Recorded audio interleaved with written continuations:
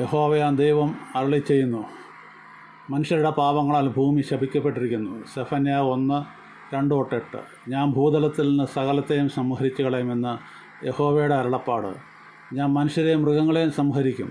ഞാൻ ആകാശത്തിലെ പർവ്വജാതിയെയും സമുദ്രത്തിലെ മത്സ്യങ്ങളെയും ദുഷ്ടന്മാരോടുകൂടെ ഇടർച്ചകളെയും സംഹരിക്കും. ഞാൻ ഭൂതലത്തിൽ നിന്ന് മനുഷ്യനെ ഛേദിച്ചു കളയും എന്ന് യഹോവയുടെ അരുളപ്പാട്.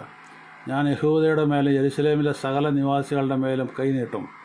ഞാൻ ഈ സ്ഥലത്ത് നിന്ന് ബാലിൻ്റെ ശേഷിപ്പിനെയും പുരോഹിതന്മാരോടുകൂടെ പൂജാരികളുടെ പേരിനെയും മേൽപ്പുരകളെ ആകാശത്തിലെ സൈന്യത്തെ നമസ്കരിക്കുന്നവരെയും യഹോവയെ ചൊല്ലിയും മൽക്കാമിനെ ചൊല്ലിയും സത്യം ചെയ്ത് നമസ്കരിക്കുന്നവരെയും യഹോവയെ വിട്ട് പിന്മാറിയവരെയും യഹോവയെ അന്വേഷിക്കുകയോ അവനെക്കുറിച്ച് ചോദിക്കുകയോ ചെയ്യാത്തവരെയും ഛേദിച്ചു കളയും. യഹോവയായ കർത്താവിൻ്റെ സന്നിധിയിൽ മിണ്ടാതിരിക്കുക. യഹോവയുടെ ദിവസം അടുത്തിരിക്കുന്നു. യഹോവ ഒരു യാഗസദ്യ ഒരുക്കി താൻ ക്ഷണിച്ചവരെ വിശദീകരിച്ചുമിരിക്കുന്നു. എന്നാൽ യഹോവയുടെ യാഗസദ്യയുള്ള ദിവസത്തിൽ ഞാൻ പ്രഭുക്കന്മാരെയും രാജകുമാരന്മാരെയും അന്യദേശ വസ്ത്രം ധരിക്കുന്നവരെയും ഏവരെയും സന്ദർശിക്കും. ആമേൻ, ആമേൻ.